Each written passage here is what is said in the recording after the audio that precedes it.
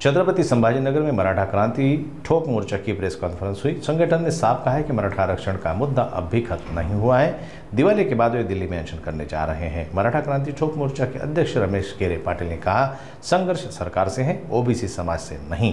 मराठा और ओबीसी समाज के बीच विवाद न हो, इसके लिए हमने ओबीसी नेताओं से चर्चा की है। उन्होंने मनोज जरांगे पाटिल से भी विनती की है कि यह लड़ाई सरकार के खिलाफ है, जिसकी नोंद होगी उन्हें 2 सितंबर के जीआर का लाभ मिलेगा। जरंगे पाटिल के आंदोलन से 5 से 10% समस्या जरूर हल हुई है, लेकिन 50% की सीमा बढ़ाए बिना मराठा समाज को पूरा फायदा नहीं मिलेगा। हमें ओबीसी में शिक्षा और नौकरी के लिए स्थान चाहिए, राजनीति के लिए नहीं। मराठा क्रांती ठोक मोर्चाच्या वतीने आज आम्ही या ठिकाणी लक्ष्मण हाकेचा या ठिकाणी सर्वप्रथम या ठिकाणी जाहीर निषेध केलेला आहे। लक्ष्मण हाके या महाराष्ट्रात आणि विशेषतः मराठवाड्यामध्ये येऊन मराठा ओबीसी वाद लावण्याचा या ठिकाणी प्रयत्न करत आहे आणि कुत्र्यासारखं भुकून, त्यामुळं लक्ष्मण हाकेला आमचं या ठिकाणी सांगणं आहे की तू किती प्रयत्न कर मराठा ओबीसी वाद लावण्याचा। मराठा क्रांती ठोक मोर्चाने आज या ठिकाणी पुढाकार घेतलेला आहे। लवकरच मराठा क्रांती ठोक मोर्चाच्या वतीनं मराठा आणि ओबीसी ऐक्य परिषदेच्या या ठिकाणी आम्ही आयोजन करणार आहोत।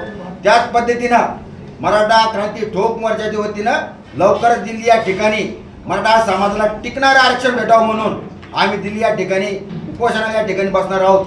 आणि ज्या कुणबी बांधवांच्या या ठिकाणी नोंदी आहेत, अशाच बांधवांना या ठिकाणी कुणबी प्रमाणपत्र भेटत आहे। या राज्य सरकारला मराठा समाजाला आरक्षण द्यायचा अधिकार नाही। जर मराठा समाजाला जर टिकणारं आरक्षण पाहिजे असेल तो फक्त आणि फक्त केंद्र सरकारला अधिकार आहे। त्यामुळं येणाऱ्या काळात मराठा क्रांती ठोक मोर्चा दिल्लीमध्ये धडकणार आहे।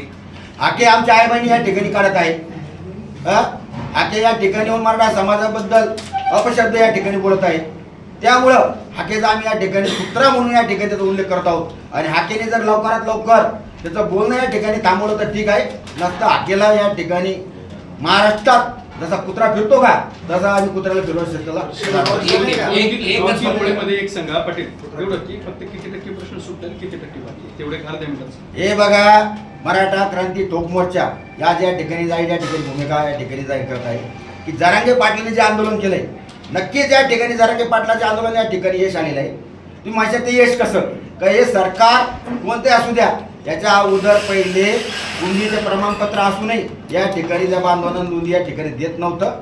आता शिंदे समितीच्या माध्यमातून या ठिकाणी बऱ्याचशा बांधवांना या ठिकाणी नोंदीच्या माध्यमातून त्यांच्या जवळच्या बांधवांना या ठिकाणी कुणबी प्रमाणपत्र या ठिकाणी भेटत आहे।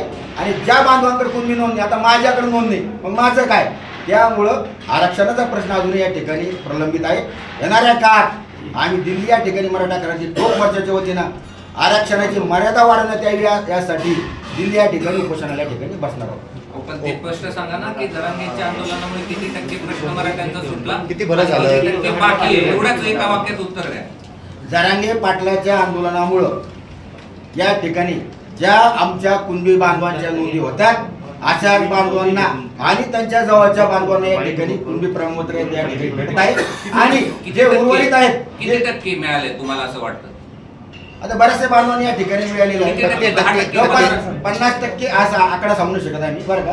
बरेचसे बांधवांनी या ठिकाणी त्या कुणबी प्रमाणपत्राच्या 10% म्हणाले ना आता। 10% पहिले 5 मिनिट 2 मिनिटं म्हणाले। अहो मी काय सांगितलं मी 10% म्हणजे आता वाटप या ठिकाणी कुणबी प्रमाणपत्राला आता या ठिकाणी सुरू झालेली। आता अजून त्यांच्या नोंदी सापडतील अशा बऱ्याचशा बांधवांच्या या ठिकाणी प्रश्न भेटणार आहे ना, बरं का। अशा जवळपास बरेचसे बांधवांच्या टक्केवारी अजून आम्ही सांगू नाही शकत, पण बऱ्याचशा मराठा बांधवांच्या ठिकाणी प्रश्न या ठिकाणी मागे लागले। चला, ओके, धन्यवाद।